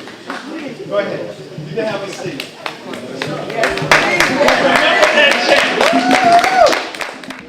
You know, that's my hope. You know, especially for our young men in this room, that I've planted a seed. So as they grow and they begin to experience life and the challenges that they will face, that to remember how important it is that they be self-determined in achieving their particular goals. No one can stop you. You can only stop yourself. And our unity is more powerful than an atomic bomb, so says the Honorable Elijah Muhammad. And we must remember that our survival, that our true existence, and that our future relies on us. There's no one that's going to come and rescue us. Say that. I'm going to leave it there. Again, I want to thank all of you for allowing me to be in your space, to share a few words with you, to hopefully plant within our young men our future, their own personal determination to have a right to life, and make that become a reality for our future generations to come. So thank you.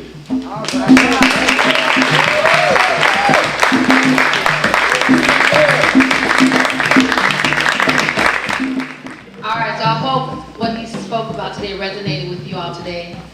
And of course, it resonated with me. Strengthening our young boys, our young girls to be proud, to be recognized, to never be silenced, and know that we got their back. So we want to move through the program quickly. I know it's cool inside the room. We want to get to our warm beds.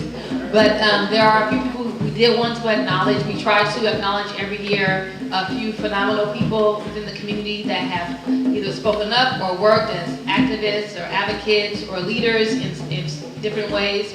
So we want to acknowledge them. So while Olatunde and JT come to the stage to present those awards, I do want to recognize those who are in the audience today that have come to join us. We have some civic representatives. We have Ms. Lisa Yarworld. Please stand up. This is our vice mayor. You saw also vice mayor. Y'all here? Standing. the last one? Gaucher. Gaucher. Gaucher. Yes, sir. I'm working on my French. But thank you for honoring us with your presence. Of course, Mama Sashay. Okay, we can't go without repeating your name again. Let's give it up. All right.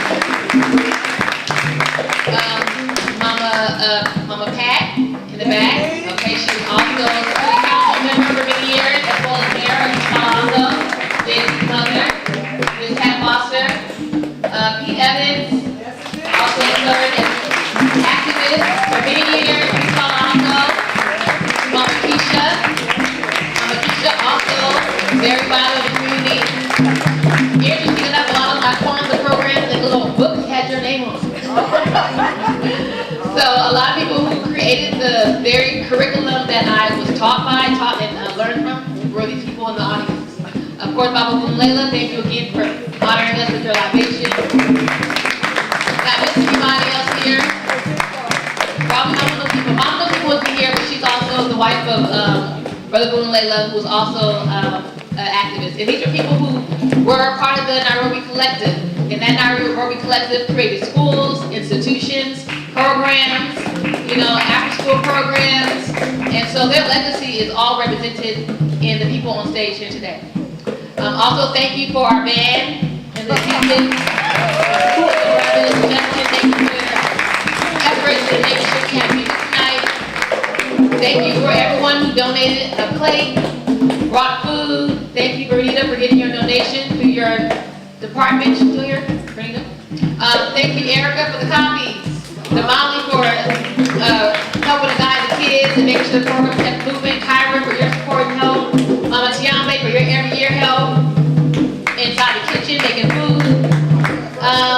Miss Erica Simpson, she made copies, make sure we have programs in hand. Thank you very much.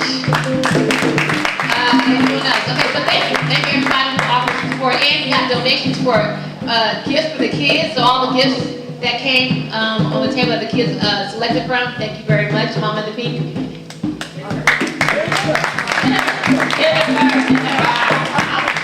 Okay, thank you, Jennifer. So we're going to move along, and we have these awards to hand out. Then we will be concluding our program with the Black Pledge. All right, here we go. Take it away. These are certificates of awards. Kuji Chagalia, people that are extremely self-determined and do things selflessly for the community, put the community first. This first one I'm going to, I have here. Thanks. This first one that I have here is for Brother Cephas. I wanted to make sure you got one of everything.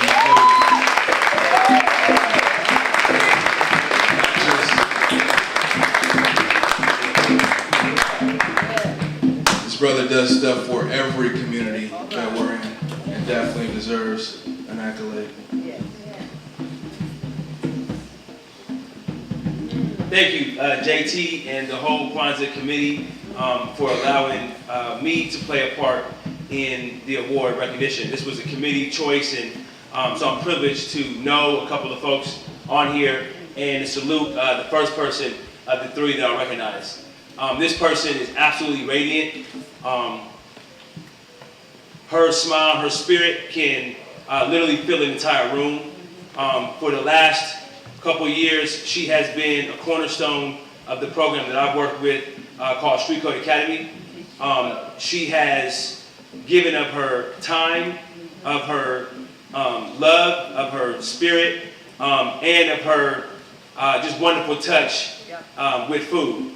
And she has used food really as a representative of nourishment. She's nourished so many of us in so many ways. And so it is truly a privilege to give an award for someone who has not just serviced our community at Street Code, but she has taken this passion to love and to nourish and to invest in people across the entire peninsula. She's done it in San Jose. She's done it in this community. She's done it everywhere in between. She really does it with everyone she meets. She's a true gem. I'm very happy to know her. We call her Mama Jennifer. She's Jennifer Lyons.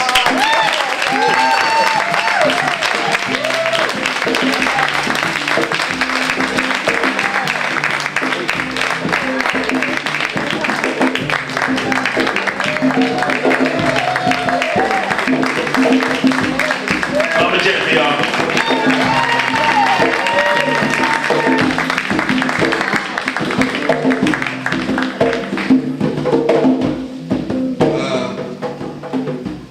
Man, I hate being up here with Tunde. He's got so many words.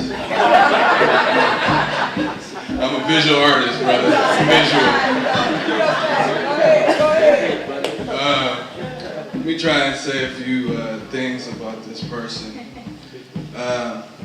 So I met this person, and she just does so much in the community. Definitely one of the smartest people that I know. And I met her through a mutual concern out of what's going on in our community. I've watched her organize so many different campaigns. I've watched her just really be proactive. There's only a few people that I say are just always in the fight, always proactive, always doing things, being the first to bring something to your attention, and for everything that you do, I feel that you should be honored here tonight when we are getting together and honoring for self-determination. This person is from Belhaven. This person is Cecilia Taylor.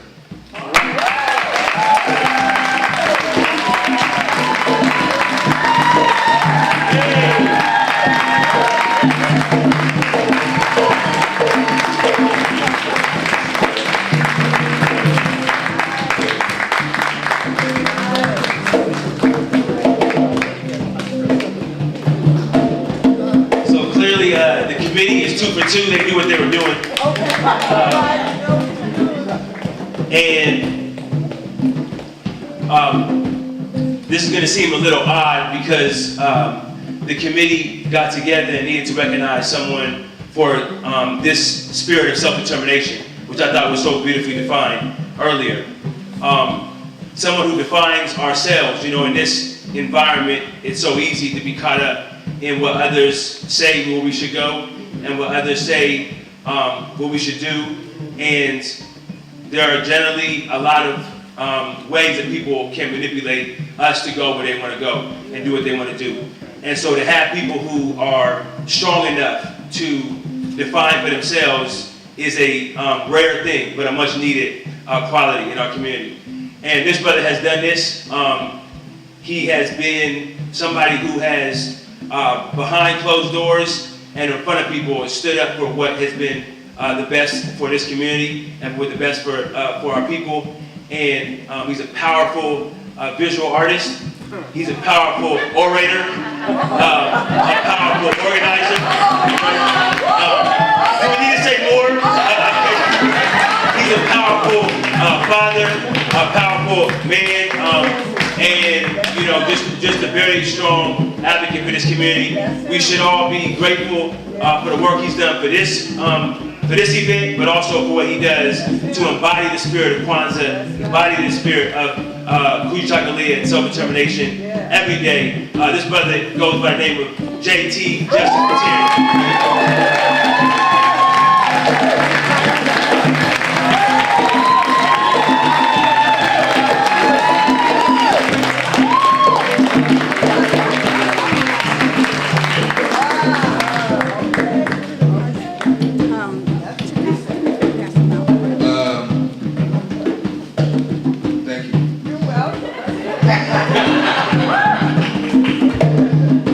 This next person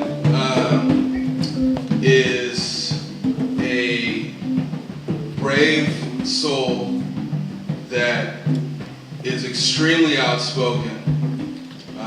A friend of mine, so outspoken sometimes I'm like, hey, can you just for a minute, I need a break. But this person does a whole lot and sacrifices very much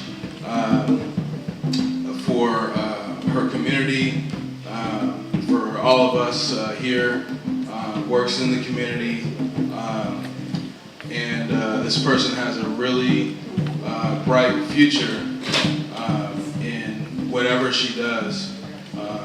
I'm hoping she continues to always do activism because she's really good at it.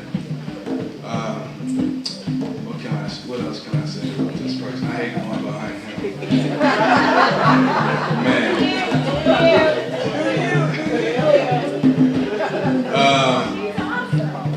She's awesome, as Jennifer says. She's very, very awesome. Miss Awesome, you know who you are.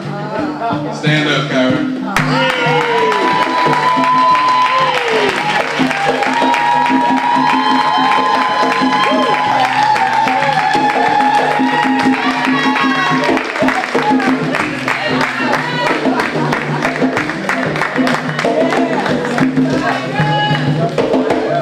She is not that outspoken.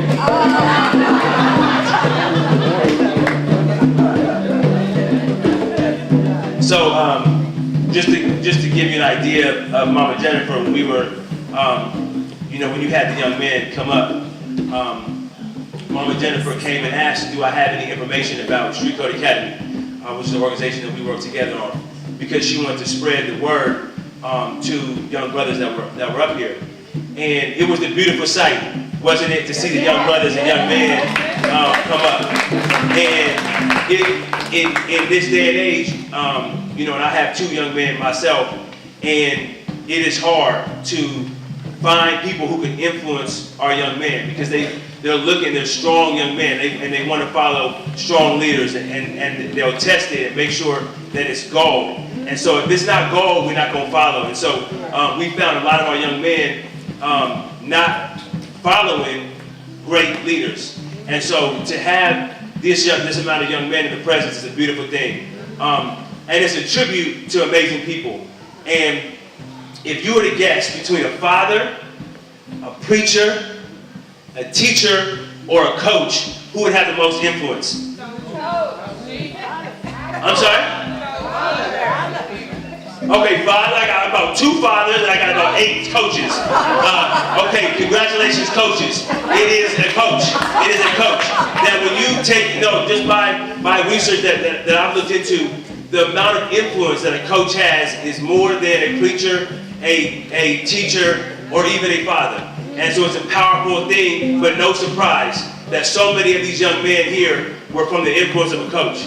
And so when I saw this coach's name I knew him as a teacher. I knew this gentleman as a teacher. He was my son's teacher, and it was wonderful to have a black male in the classroom. But when I found out that he was a coach, that he was the founder of an organization, then that just showed the kind of influence he has. And I'm here to say that this is not just an ordinary coach. I don't know if there are other coaches who can say that they coach the #1 shot putter in the entire world. Out of East Palo Alto. I don't know if there's another coach who could say that their track team was a top 4 in the nation for U11 out of East Palo Alto. A city smaller than 35,000 in the nation. I don't know if another coach can say their football team was #2 in the nation. And that even amongst the brothers that were up here, that there was one brother who's the #4 running back in the United States. Is that true? Brother, stand up. He's not getting an award. He at least gonna have a hand clap. The brother just got back from Fresno State football, and that he is statistically the #4 in the country at his position, right out here in East Palo Alto.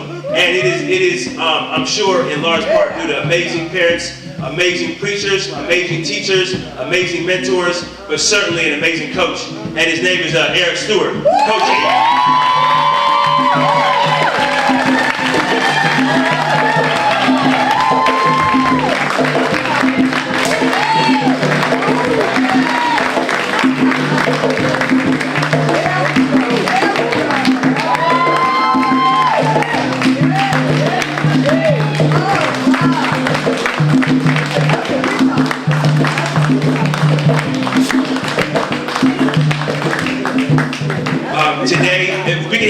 the award winners just come up, just for a photo, please. All the award winners, Mr. Cecilia Taylor Kyra. One more round of applause here.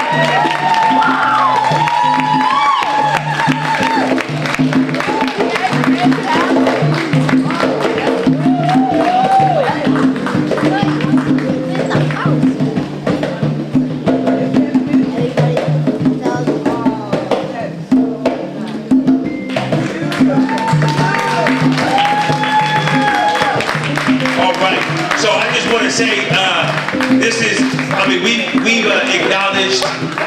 acknowledged politicians, we've acknowledged poets, we've acknowledged artists and activists, we've acknowledged world-renowned poets, we've acknowledged Dr. Wabogo. I just bought 2 of his books on Amazon. One of them is 700 pages on the history of white people. I'm like, that is a cold book right there. And I mean, so we just have an amazing amount of power not in this room and in this community. So I'm privileged to be a part of it. Thank you for the JT. Congratulations to all the award winners. A wonderful group here. A wonderful Kwanzaa. Thank you all.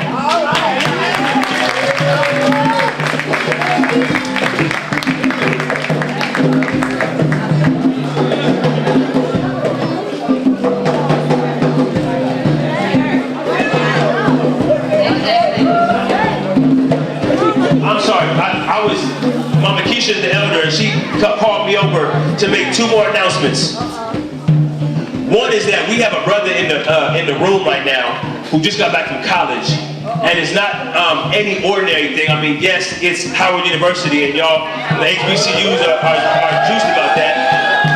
But this brother is also a proud person from the community that I'm a part of called Street Code, where 3 years ago he came in and was learning and began to learn how to code. He took that and is now being recruited by so many companies that we get in touch with. Before he even stepped into college, he had already been offered a front-end developer role. What that means is that his technical skills has the ability to pass the tough examinations on the technical exams before he even stepped foot in college. And then Howard said, we want to select you to be in the computer science program. And he's over there majoring in computer science. He's right here back, fresh from college, y'all. He got the Howard t-shirt on that. That's Nelson right there.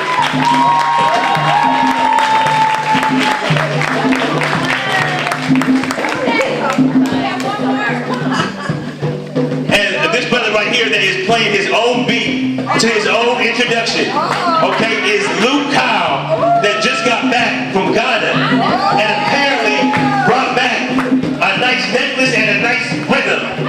So go ahead, let's give him a nice round of applause. He's back from Ghana, y'all.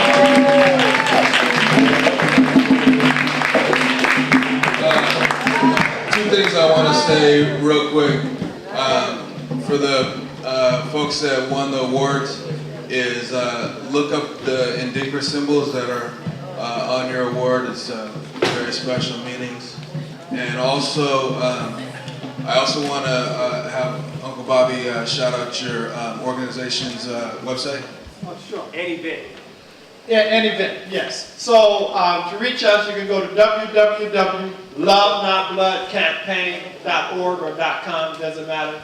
Again, www.lovenotbloodcampaign.org. Thank you for sharing the awards. We did an event where we recognized the unsung heroes of our community too. And we just reached back in time and thought about everybody that was important. And so it's important that we recognize those that are doing the work. So thank you for recognizing those in the community here that's been doing the work. So we've been working on a news project for quite some time.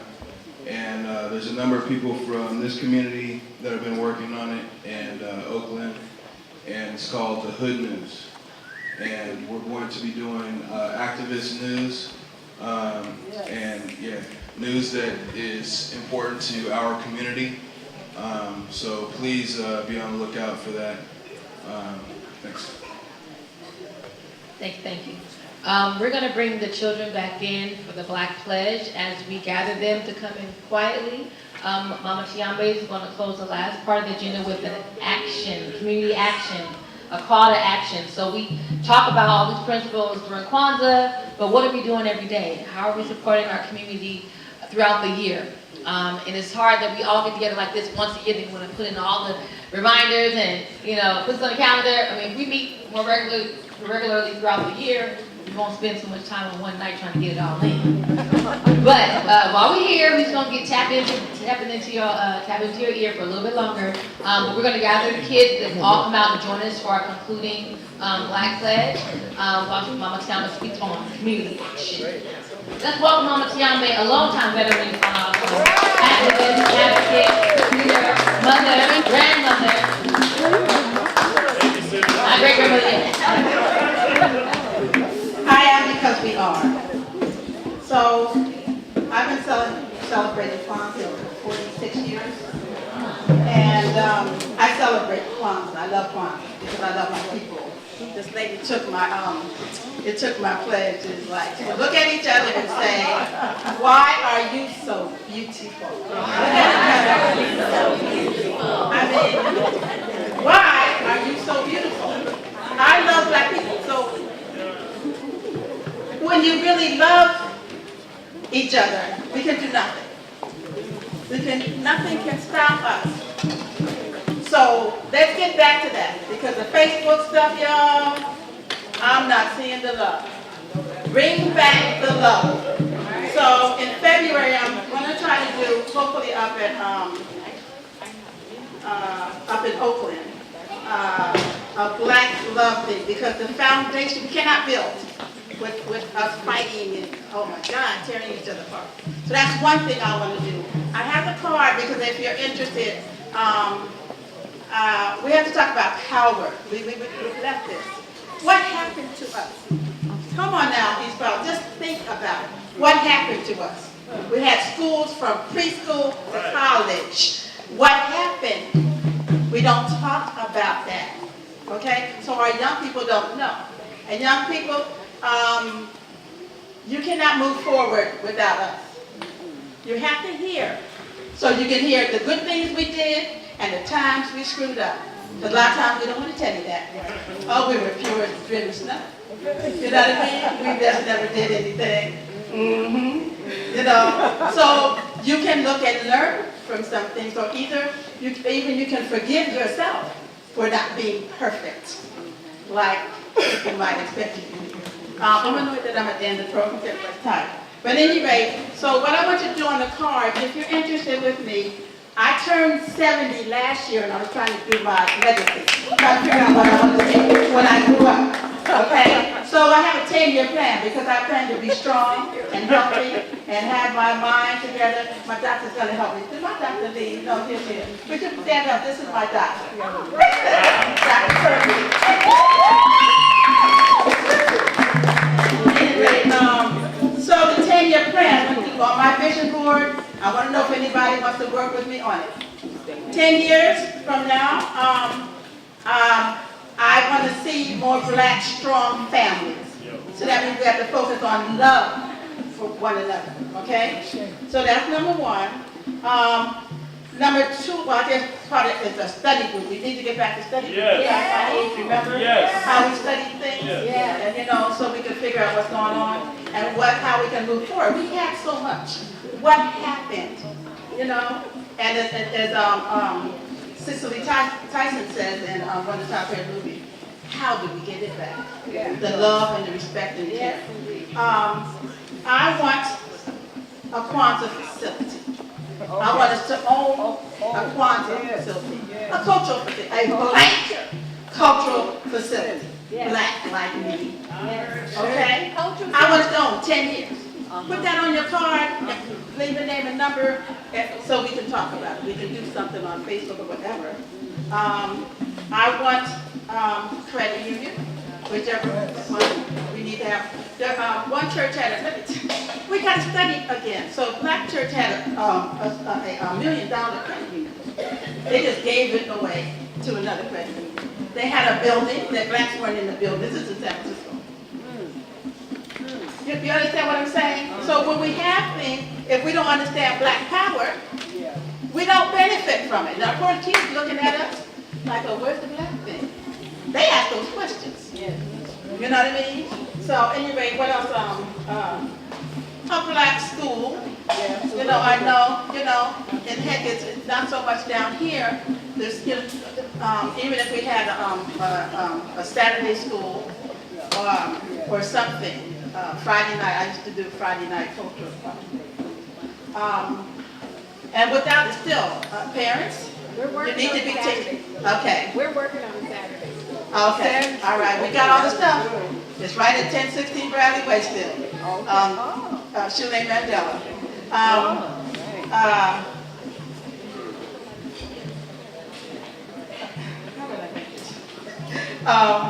So this is on my vision board, and I want to know who wants to, but it's about outcomes. It's not about us just doing our cultural thing. I don't play. Dr. Dennis said, nobody want to hear what I have to say, which means I have to reactivate my television show, and so they can all hear it, because it's about outcomes. Absolutely. Black people have everything they need. We have billionaires. We have it. Okay? You get 10 black $1 million owners here in East Palo Alto, and they can build a cultural center. You know, we got to reclaim Drew land. It was gotten for the health of black people, not for somebody's pocket and family business. Same thing with Nairobi land. People went in their pockets and dedicate their lives. So that's what I'm saying, my legacy. Republic of New Africa, I will give my time, my mind, my strength, and my wealth. So that's why I'm driving the back of the car. I'm not giving away my wealth. Okay, there you go. But, and it says I will give my life if that is necessary. I devoted all my life to my people and the strength and development and the growth. It's power. When we have power, they won't be shooting our children down. Remember when Malcolm and the Brother Nation of Islam went to the police station and said, you know, this got to stop. This has got to stop. They don't respect anything. They respect power, physical defense, and money. So athletes do have the power in terms of hitting their pockets. So we have the impact. We need to let them know you have that power. You know, and you need to speak up in the name. That's when it's going to stop. You know, so I spent, oh my God, a year burying young people. They were being killed by each other. None of my naturalist friends were with me. It was devastating. Changed my life, changed my life, changed my life. I went to more funerals in that 1 year than I had gone in my entire life. Young, beautiful people. You know, our young guys. The one Kwanzaa we had in Oakland, Kwanzaa should be active. We sat down with Greg Hodge. We had a discussion. I don't know how long ago that was. So after that meeting, I would no longer, we didn't have the center anymore. When you rely on white people funding. So I mentored one young man. I talked to him last night. He's like family. Went to court with him, Lord have mercy. The whole thing. I wanted to save his life. I wanted him to be able to be empowered. And he's a good young man. He's got 2 sons. And he's a better father than anybody. So Kwanzaa should be empowered. Every time we leave, come to a Kwanzaa, you know, during that season, we should think of one thing that we want to do more. Because I know you guys are doing more things. You know, I know you're doing things. So it's a matter of getting together so we can see the outcomes of that work. You know, not anymore, we're not subtracting anymore, we're adding. You know, next year when we come back, we're going to have worked on some of these things and put this on your vision board. You know, put it on your vision board. That works. It really does work. We'll find somebody. We're going to write some of these black millionaires and billionaires, and they'll fund the building. You know, so so the building I'm talking about, we have land here actually that I want to work with someone is right here on Runnymede, across like catty corner from the fire department. Those who live here. And Clinton gave $1 million for this land for computer training. And what happened was, we always give it to white people because we feel that they can handle things better. It was white guy, and then it went to a Mexican woman. Well, they never planned to build here. So they're gone now. And I don't know who's on that board. We have land like that here. People on the board, and I don't know what they're doing with it. But we need to take it back. People got land and stuff before. You guys remember, my age, just stepped up and said, we're going to get this. Brother's dead now. He empowered us to have the last black school. And he was a tall black man. And he just went on there and told the superintendent, we're going to have our school here. All right. And Reverend Reynolds. And that's how we got the school. You know what I mean? That's how we got the school, the last school. And we had we got to talk. We got to talk. So we had the people on the school board that we lost our black school. We never should have lost that. We never should have lost that. So anyway, I gave out the cards, and I got the pens in my hand. But anybody who's interested in, even if you're not here, I'm interested. my first grade, one of my first grade students, always smart, always smart. And powerful. So anyway, I'm Tiambe, and I've been, when they had one East Palo Alto, they just kicked me out the meeting. But there's 10 areas, and I was involved, and I had done work in like 9 of the areas. So they changed the rule that you could only be on 3 committees because I was in this committee. It's about outcomes, y'all. Doesn't matter how much Kwanzaa, I kind of African accent. Matters not. Yeah. When I die, I'm going to look back, and I say every day, my phrase is, we honor our ancestors by doing our best work every day. I say that every day. I say. Every day. All praise to our African God and ancestors. Okay? So that's what we have. That's our legacy. That is our legacy. There'll be places for our children to go and be proud. So thank you for your time. And don't put me on the program next time I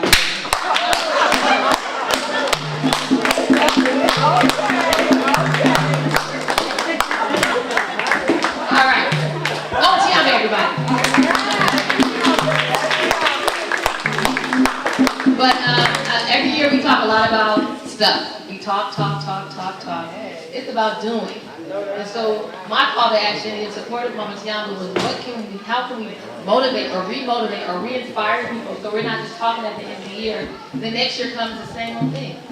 So I love the idea about the vision board because if you don't envision it, it's one thing to envision it, but then see it every single day as a daily reminder. So it's a lot more interest in having affirmations up on your wall and beautiful words to remind you how wonderful and beautiful you are and can be. But if there's certain things you really want to happen in our community, that has to be a part of your vision board. Otherwise, it will be forgotten. Every day, work, kids, bills, just traffic. I mean, everything is pulling us away. So I appreciate that offering. So we're going to bring everybody in to do the Black Pledge. Now, the Black Pledge is something that I repeated in school going to Shule as just a reminder, again, about why we should be dedicated to ourselves, to our community, how much love I have for my community, and how just those words and just saying it over and over was a daily reminder so we didn't forget, almost like an affirmation, almost like something to put on your vision board. Now this lovely basket I have, y'all been to church, you know what this is about.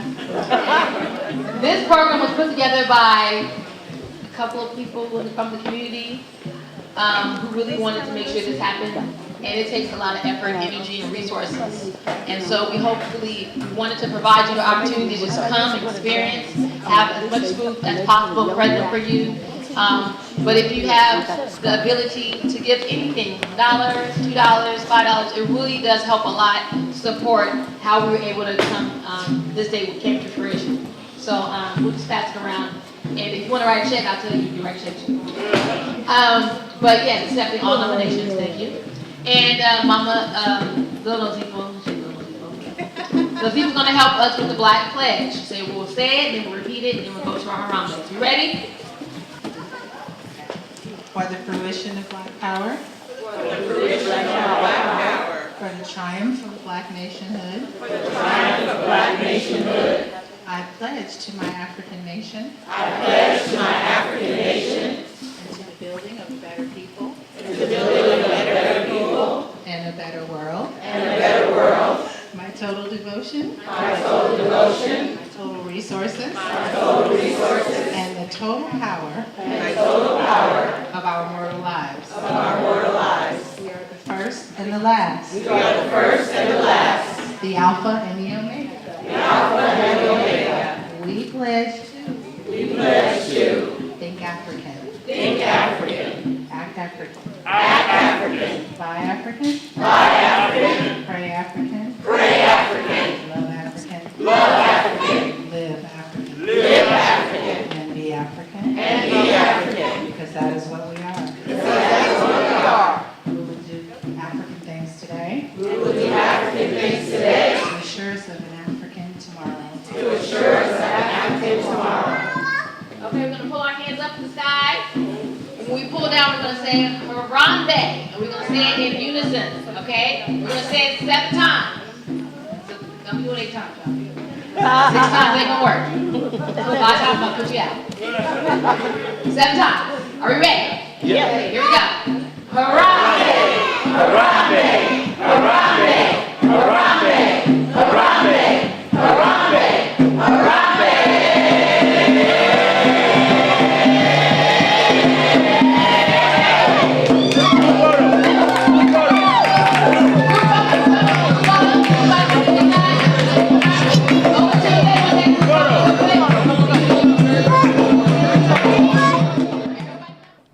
Hey, this is Eric Stewart. Eric, can you tell me a little bit about this trophy and how you got it and where it came from? And on December 1st of this year, just a few weeks ago, we traveled to Orlando, Florida for the national championship, AYF, American Youth Football Championships, with a junior Pee Wee team, age groups 11 and under. We went to the tournament with 7 other teams from around the country. Went in as the 6th seed. Ended up winning our first 2 games down there. Advanced to the national championship. We were the first team in East Palo Alto's history to make it to a national youth football championship game. We didn't win the game, but it was a win for our city, and it was a win for us, and it was a win for our community. And it was such an honor to be honored here tonight. It wasn't really for me, it was for the East Palo Alto Greyhounds and everybody in our city. This one was for us. So thank you guys very much for this night. I learned a little bit more about Kwanzaa, and this was my first Kwanzaa celebration, but it won't be my last. Appreciate the everything that happened tonight for everybody, the kids included. So thank you very much. One love. Kwanzaa's amazing. This man's amazing, and we're just so thankful to have people like this in our community, and it's just a blessing.